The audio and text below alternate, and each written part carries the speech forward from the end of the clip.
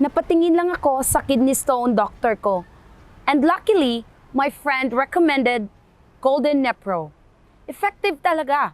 Dahil 2 millimeter ang kidney stone ko, 10 days kong kinuha at natunaw ko na.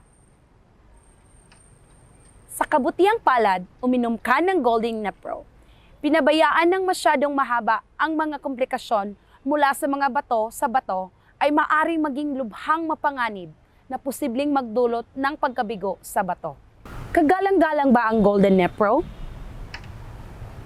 Tinanong ko ang doktor at sinabi niya na napaka-safe ang Golden Nepro. Inirekomenda din ng mga doktor na kunin ito. Higit pa rito, ang produkto ay sinubukan ng FDA kaya nagtitiwala ko sa Golden Nepro. Nakabili ng Golden Nepro sa pangalawang pagkakataon. Sa pagkakataong ito, ibinili ko ito para sa aking asawa.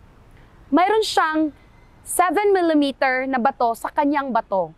Matapos itong inumin sa loob ng 5 araw, nawala ang pag-ihi sa gabi at masakit na pag-iihi.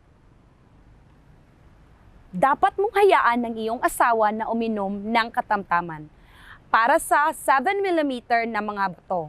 2 linggong pagkatapos uminom ng Golden Nepro, lahat sila ay matutunaw.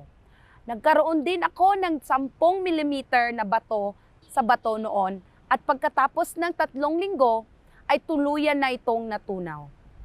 Saan ka nakabili ng Golden Nepro? Nakita ko sa Facebook ad kaya binili ko to try. I asked the doctor at Makati Hospital so I feel secure about the quality of the Golden Nepro.